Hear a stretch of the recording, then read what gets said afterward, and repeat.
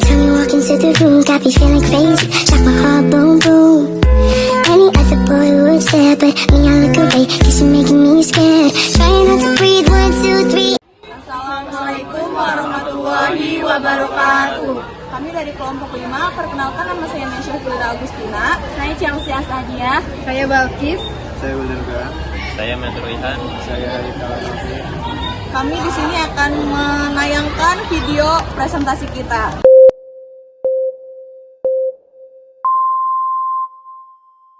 Pertama, B.J. Habibie menjabat sebagai Presiden Indonesia ketiga setelah Soeharto mengundurkan diri pada tahun 1998. Masa pemerintahannya berlangsung singkat, namun penuh dengan tantangan akibat krisis moneter yang melanda Indonesia pada saat itu. Perkembangan politik. Pertama, reformasi. Masa pemerintahan Habibie ditandai dengan era reformasi. Yang kedua, ada pemilu bebas. Diadakan pemilihan umum yang bebas dan adil dibandingkan sebelumnya, membuka jalan bagi munculnya partai-partai politik baru. Ketiga, otonomi daerah. Habibie memberikan perhatian pada desentralisasi dan otonomi daerah, memberikan lebih banyak kewenangan kepada daerah-daerah. Yang keempat, HAM dan demokrasi. Terjadi peningkatan kesadaran akan hak asasi manusia dan demokrasi. Yang kelima, konflik horizontal. Sayangnya, di tengah reformasi juga terjadi konflik horizontal di beberapa daerah, seperti Ambon dan Poso. Yang keenam, krisis moneter.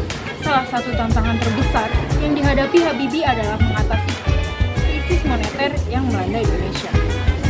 Yang ketujuh, ada restrukturisasi utang. Pemerintah melakukan restrukturisasi utang untuk meringankan beban ekonomi. Yang kedelapan, bantuan internasional. Indonesia menerima bantuan keuangan dari lembaga keuangan internasional seperti IMF. Yang kesembilan, ada sektor real. Habibie berusaha untuk mendorong pertumbuhan sektor real, terutama industri kecil dan menengah. Yang ke-10, privatisasi. Beberapa badan usaha milik negara atau BUMN dilakukan privatisasi untuk meningkatkan efisiensi. 2. Masa pemerintahan Presiden Abdurrahman Wahid.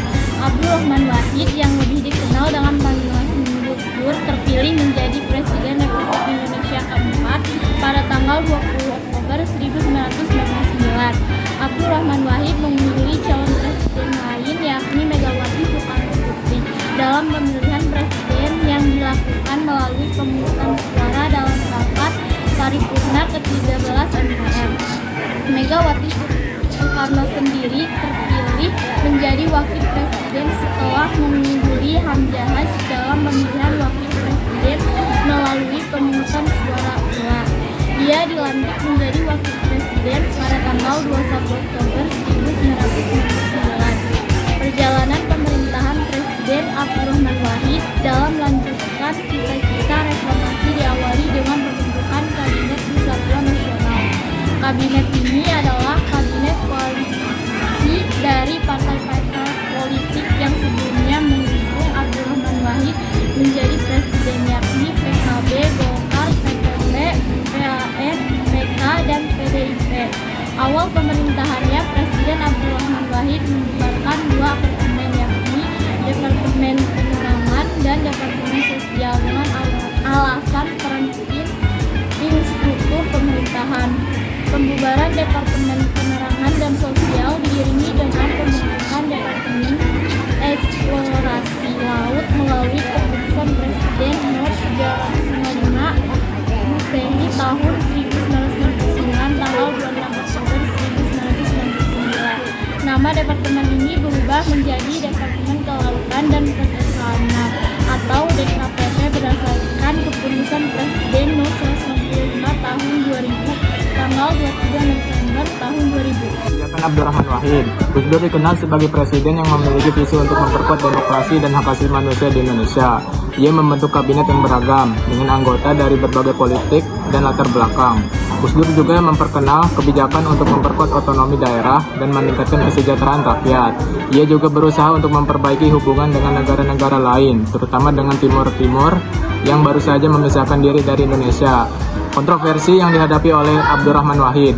Masa pemerintahan Gus Dur diwarnai dengan kontroversi dan tantangan, termasuk konflik dengan parlemen yang dipimpin oleh Amin Rais yang kemudian menjadi lawan politik Gus Dur, skandal korupsi yang melibatkan beberapa menteri dan pejabat pemerintah, kerusakan dan konflik di beberapa daerah termasuk Maluku dan Papua.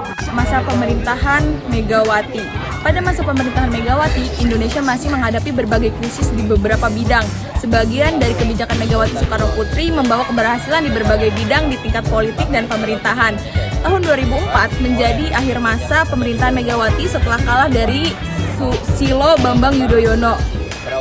Dalam pemilu presiden 2004 putaran kedua, Megawati Soekarno Putri adalah presiden kelima Indonesia yang dilantik pada tanggal 23 Juli 2001 dengan masa jabatan hingga 20 Oktober 2004. Masa pemerintahan Megawati dimulai setelah sidang istimewa MPR pada tahun 2001 dan Abdurrahman Wahid atau Gus Dur mengakhiri jabatannya sebagai presiden keempat Indonesia. Sebelum resmi menjadi presiden Indonesia, Megawati Soekarno Putri menjabat sebagai wakil presiden Indonesia mendampingi Presiden Abdurrahman Wahid pada tahun 1999 hingga 2001. Pada masa pemerintahan Susilo Bambang Yudhoyono, berbagai upaya dilakukan untuk meningkatkan kesejahteraan masyarakat di bidang ekonomi, pendidikan, kesehatan, dan sosial. Di bidang ekonomi, pemerintahan meluncurkan program nasional pemberdayaan masyarakat (PNPM) mandiri untuk mengurangi kemiskinan. Bantuan langsung tunai BLT sebagai kompensasi kenaikan harga BBM, serta kredit usaha rakyat KUR untuk mendukung UMKM. Pertumbuhan ekonomi juga relatif stabil dengan rata-rata 6% per tahun. Di bidang pendidikan, SBY menginisiasi bantuan operasional sekolah (BOS) untuk meringankan biaya pendidikan. Beasiswa, bidik misi bagi mahasiswa kurang mampu, serta memperkuat program wajib belajar 9 tahun di sektor kesehatan.